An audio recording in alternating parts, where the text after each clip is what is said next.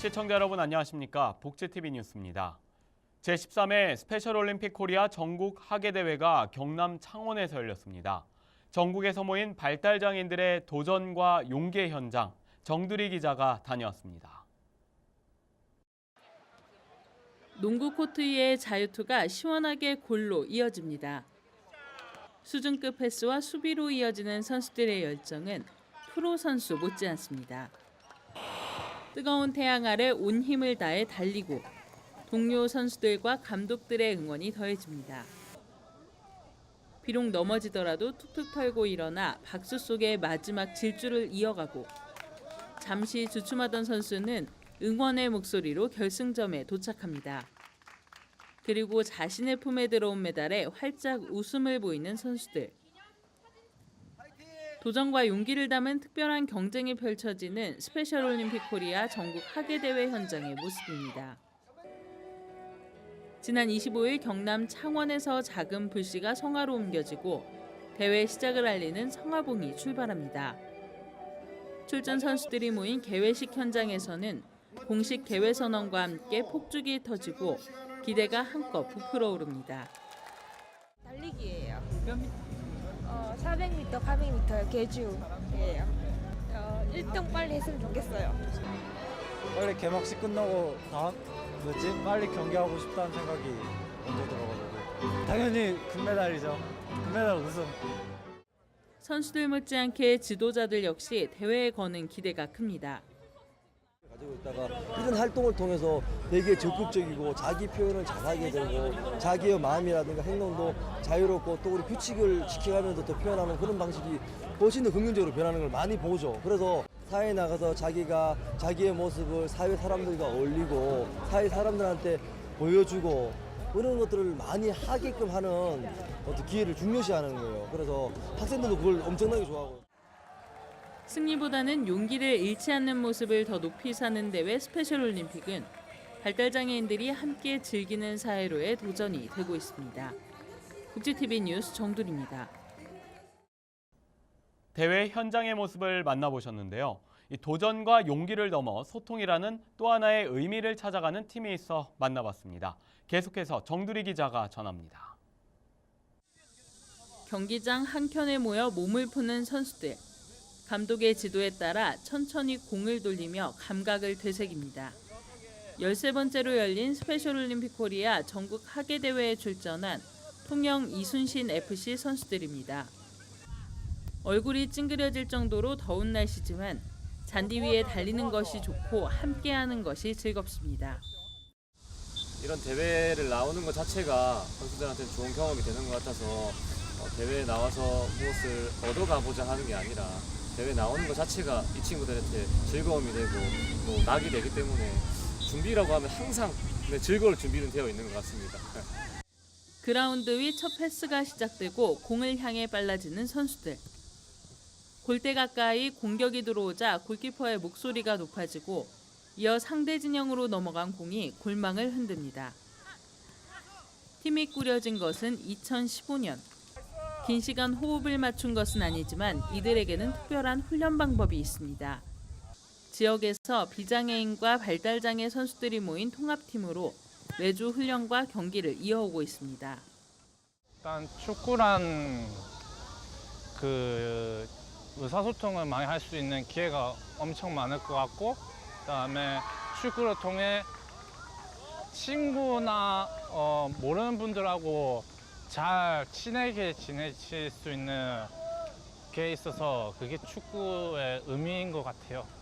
너무 좋은 추억과 행복이 있는 것 같아요. 경기력은 물론 소통과 지역사회 네트워크를 형성하고 있는 팀의 활동은 스포츠를 통한 긍정 효과를 이끌어내고 있습니다. 더불어 오는 9월 경남 지역에서 통합 축구대회로 더 많은 기회를 만들기 위해 노력하고 있습니다. 자신감을 찾은 거죠. 이 친구들 스스로가 학교를 다니거나 혹은 사회생활을 할 때 잘 어울리지 못하는 친구들이 많았어요. 사회 속으로 나오는 것을 두려워하는 친구들이 많았는데 축구나 스포츠를 통해서 어쩔 수 없이 대회를 나가는 사람들을 만나게 되니까 거기서 통해서 우승을 하든 혹은 어떻든 부딪히게 되잖아요. 그러면서 소통도 자연스럽게 하게 되고 그 나와서 얻는 결과물 덕택에 지역에서도 관심도 받고 모든 지역이 모든 곳에서 이런 것들이 자연스럽게 사회 속으로 받아들여진다면 경쟁을 위한 스포츠가 아닌 소통을 위한 스포츠. 함께하는 시간의 의미가 담겨 있습니다.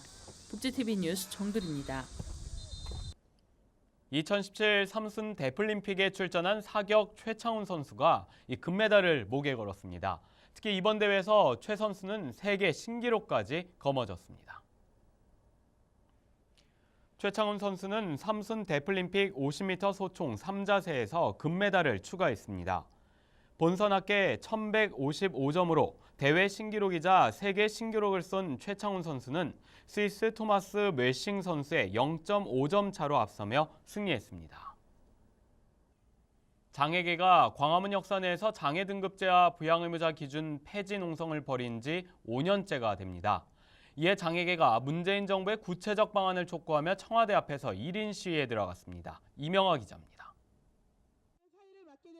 장애인의 몸에 등급을 부여하고 복지 서비스 이용을 제한하는 장애 등급제와 기초생활보장제도의 사각지대를 만드는 부양의무자 기준의 폐지를 촉구하며 장애 등급제 부양의무제 폐지 광화문 공동행동은 광화문 역사에서 지난 2012년 8월 21일부터 농성을 시작했습니다.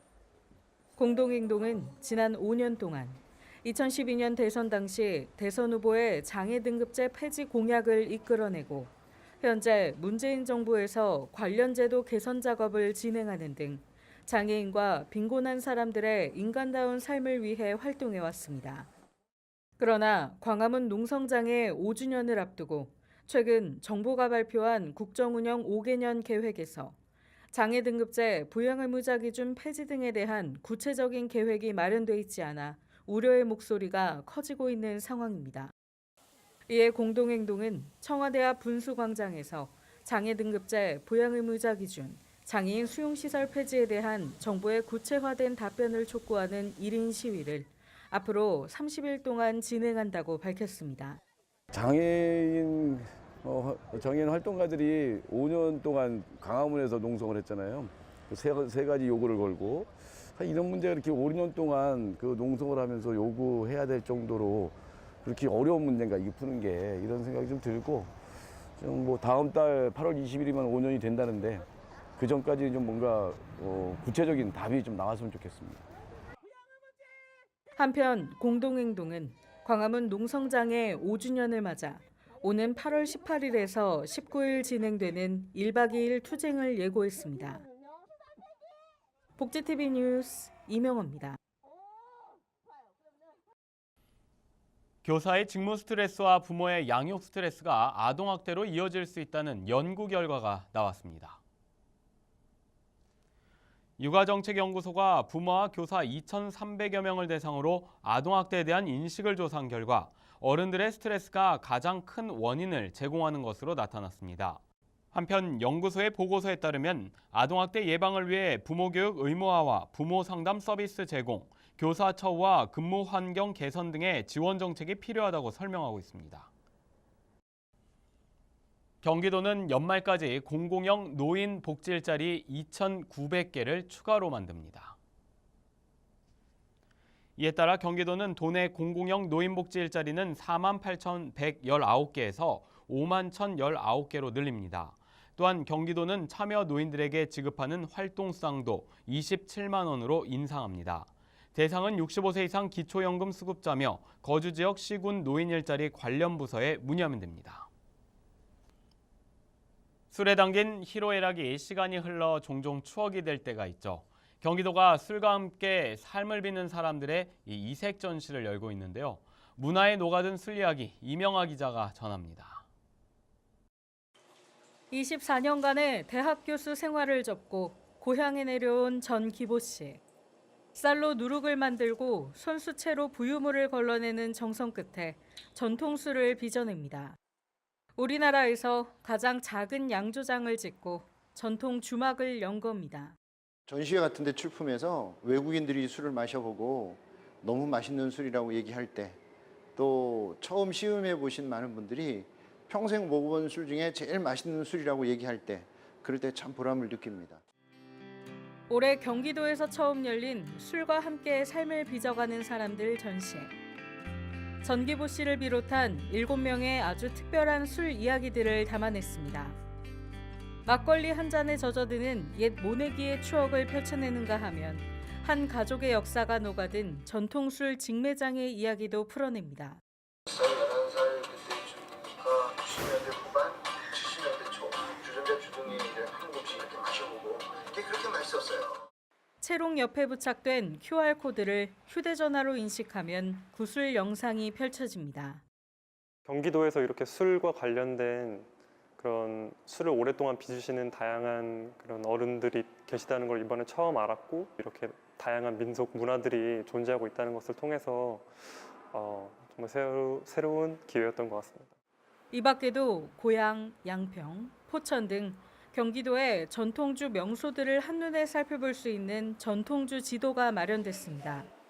경기도는 앞으로도 이와 같은 다양한 이색 전시를 운영할 계획입니다. 경기 북부의 유명한 전통주를 중심으로 술과 함께 삶을 살아가는 사람들의 이야기를 소개하게 되었습니다. 이달부터 시작된 이번 전시는 오는 9월까지 고양, 양평, 포천에서 만나볼 수 있습니다. 복지TV 뉴스 이명호입니다.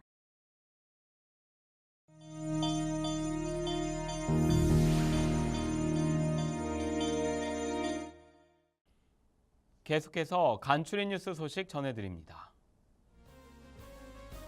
장애인 제도 개선 솔루션이 명절 기간 실시되는 철도 승차권 사전 예매 시 장애 유무와 관계없이 동등한 예매를 진행할 수 있도록 개선해 줄 것을 한국철도공사에 건의했습니다.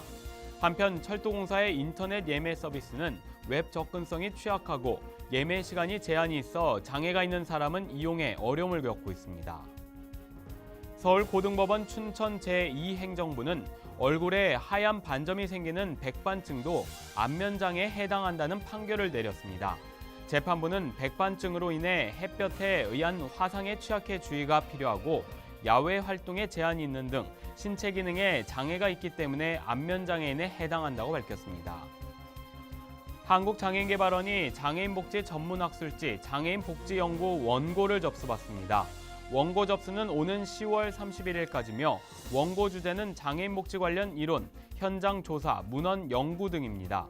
투구와 관련한 자세한 내용은 한국장애인개발원 홈페이지 공지사항에서 확인할 수 있습니다. 서울시가 시내 대로변 보도에 있는 점자블록 5천여 곳을 2020년까지 지속해서 정비할 계획이라고 밝혔습니다. 정비 대상 점자블록은 횡단보도 진행 방향과 일치하지 않거나 노후 파손된 점자블록 등입니다. 또한 턱 낮춤 시설은 차도와의 높이 차를 아예 없애는 쪽으로 고쳐나갈 예정입니다. 경상남도가 고용노동부가 주관한 2017 전국 지자체 일자리 대상에서 우수기관으로 선정됐습니다. 이번 선정으로 경남은 고용부로부터 4억 6천만 원의 재정 지원을 받게 됐습니다. 또한 시상으로 경남도는 내년도 일자리 공모 사업에서 우선권을 부여받게 됐고 50%의 대응 자금도 면제받게 됐습니다. 이 밖의 소식은 장애인신문과 웰페어 뉴스 홈페이지를 통해 확인하실 수 있습니다. 이어서 이번 주 장애인신문 브리핑입니다. 한 주간의 복지계 소식을 장애인신문과 함께 다시 짚어봅니다.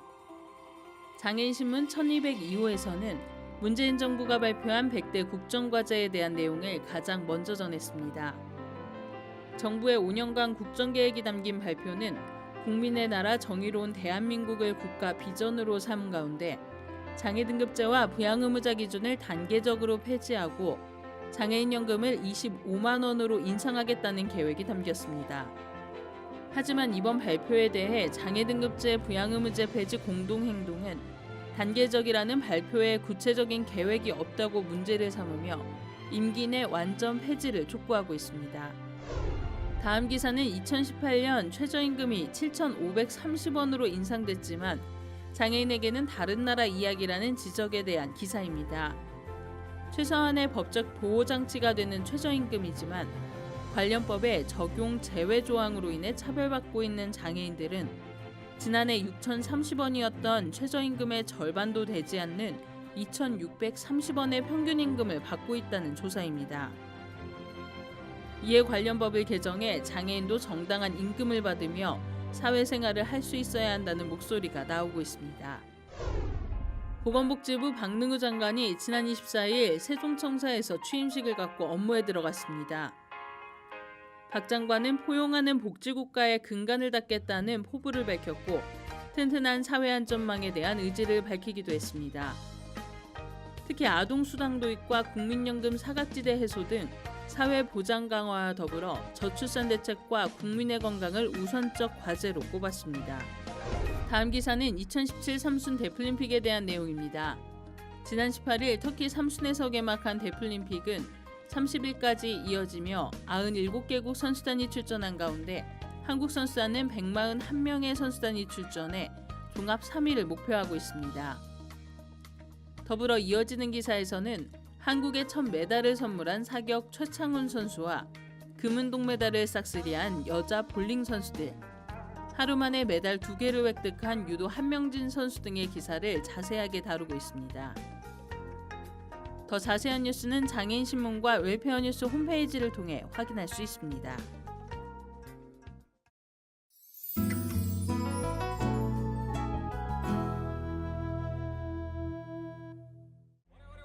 (1945년) 일제강점기.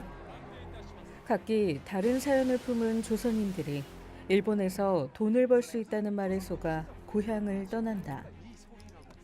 하지만 그들이 함께 탄 배가 도착한 곳은 조선인들을 강제징용해 노동자로 착취하고 있던 지옥섬 군함도였다. 해저 1000m 깊이의 지하 탄광 속에서 각자의 방식으로 고통스런 하루하루를 견뎌내던 중 전쟁은 막바지로 치닫고 일본은 군함도에서 저지른 모든 만행을 은폐하기 위해 조선인들을 갱도에 가둔 채 폭파하려고 하는데 나갈 거야. 여기 있는 조선 사람들 다 같이. 일제강점기 군함도에 강제징용된 후 목숨을 걸고 탈출을 시도하는 조선인들의 이야기를 담은 영화 군함도. 당시 조선인들의 고통과 아픔을 생생하게 전하고 있는데요. 대한민국 국민이라면 누구나 아파할 비극적 역사를 영화로 만들어 관객들에게 강렬한 긴장감과 깊은 몰입감을 주고 있습니다. 함께하는 유랑 생활 속에서 갈등과 방황, 세대 간의 차이를 겪는 아버지와 남매가 예술로서 각자의 길을 찾기 위해 나아가는 모습을 그린 뮤지컬 서편제. 오는 8월 30일부터 11월 5일까지 광림아트센터 BBC H홀에서 공연되며 장애인과 국가유공자 할인 혜택이 있습니다. 공연장에는 장애인 화장실이 마련되어 있습니다. 자신만의 음악으로 새로운 영역을 개척해 나아가고 있는 아티스트 안예은이 두 번째 단독 콘서트 비밀 서랍장으로 팬들을 찾아옵니다.